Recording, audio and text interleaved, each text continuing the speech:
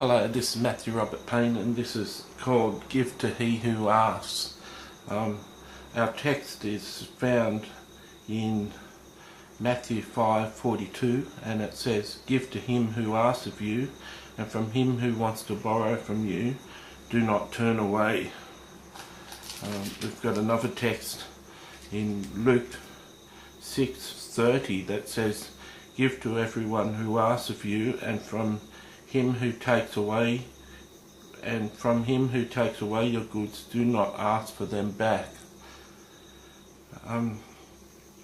First of all, there's three sorts of giving there, and we'll have a look at those three sorts of giving. First of all, there's the person we're meant to give to that asks us for money. There's many times that you can experience a person asking you for money. You only have to walk down a busy city street and have someone beg and ask for money. Many people say, religious people say, don't give them money, they'll spend it on their drugs and alcohol, but Jesus is here saying, give to those who ask. I know that's a very controversial subject. It's controversy to many people. The fact of the matter is, most people want a reason not to give, and Jesus says to give. You can certainly ask them if they want something to eat or want something to drink, and you can buy them something to eat or drink. Not many of them would refuse. It's true that many of them are spending it on drugs and alcohol, but that's their comfort and that's their release. Secondly, it says in Matthew 5, give to those who ask, and from those who want to borrow, don't turn away. From those who want to borrow, do not turn away. In the ancient religious system of the Jews back in the time of Jesus, they had a rule that you were meant to lend your money to people who wanted to borrow your money, and every 7 years they used to have the debts redeemed. In other words, the debts were cancelled, and what was owing wasn't owing anymore, and the Jews used to have a hard time lending in the 4th and 5th year and the 6th year, because they didn't want to have money outstanding that they had to release. And Jesus was reinforcing here that when someone wants to borrow money, when a brother wants to borrow money, make sure you give it to him. Jesus essentially is all after grace. Jesus' whole thrust of his ministry was a ministry of grace. Many people will say that Jesus was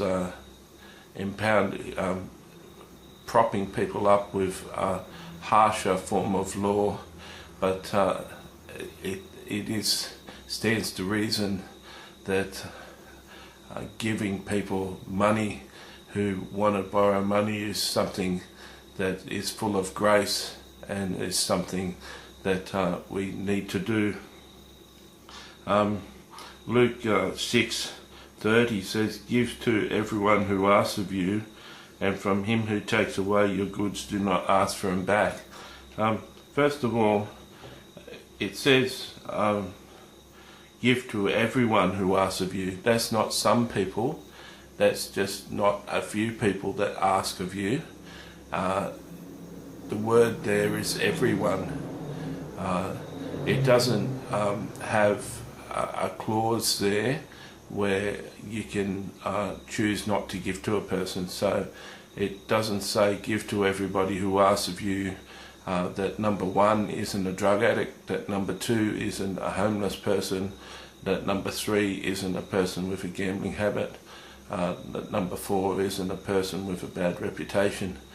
It doesn't have clauses there. It has give to everybody who asks of you, everyone who asks of you, and it says, and from him who takes your goods, do not ask for them back. So someone who's stolen from you, you don't take them to court. You don't ring the police and have them arrested and have them tried in a court. You just let them go with the goods that they've stolen from you. That's what Jesus says to do. And that's hard. If someone's stolen something from you, that's a hard thing, depending on what they've stolen.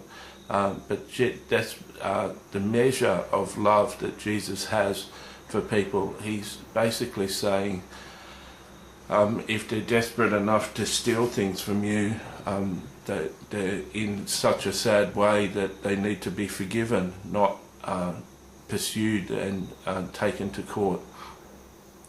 This is something that's really strange for today's society. In today's society, if someone knew who the thief was, and they could prove it, they'd get the police to get the goods back. And yet Jesus says here, leave them be and leave them alone. We've got more giving. Luke 6 verse 38 says, give and it will be given to you, good measure, pressed down, shaken together and running over. It'll be put back into your bosom, for with the same measure you use, it'll be measured back to you. Jesus says give and it'll be measured back to you, it'll be given back to you. One example in my own life, for years I gave people on the streets money. I spent a lot of time on the streets and spent a lot of time with street people, and for years I gave them money. It added up to quite a number of thousands of dollars, and then within a few months my brother bought me a computer worth $1,000, and my brother bought me a couch worth $1,000, and my parents took me on a trip overseas worth $3,000. So within a couple of months, all the money that was given by me to homeless people and strangers was given back. And I want to encourage you that giving is the right way to live a life. I'd like also to give you personal testimony that the more that you follow Jesus' commands, the more you come to be like him, the more your heart comes to be like his heart. I couldn't remember the 50 commands of Jesus. I just couldn't remember the whole 50 commands of Jesus naturally in my own mind. But I could remember give to everybody who asks of you. And so for many years, for 10 years, I've been practicing this commandment. And I can say that my Christian life has grown and my relationship with Jesus Christ has grown. I can say that it's resulted in many visions of Jesus Christ and visits to heaven.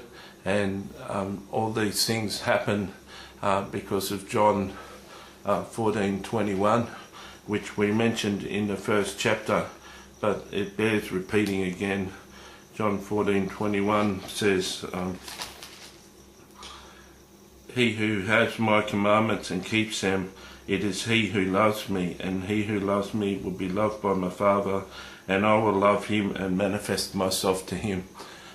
When you obey the commands of Jesus, you come closer to Jesus, and Jesus manifests his personality and manifests himself to you as a Christian. I can say that it bears repeating that it's a good thing to live in the commandments of Jesus and to practice them. But there is a temptation when we're looking at the commandments of Jesus to become legalistic and look at a fact that we've got to follow everything or else we're doomed. We were saved by Jesus' blood on the cross. We were made righteous by the righteousness of Christ, and we're already righteous. There's nothing we need to do to inherit salvation. There's nothing we need to do to go to heaven. I just want to make that point clear, that obeying the commands of Jesus is just an act of love on our part. It's an act of obedience in our part. It's not essential for someone to obey the commands of Jesus to go to heaven. I just want to clear that up and reinforce that at this stage in the book.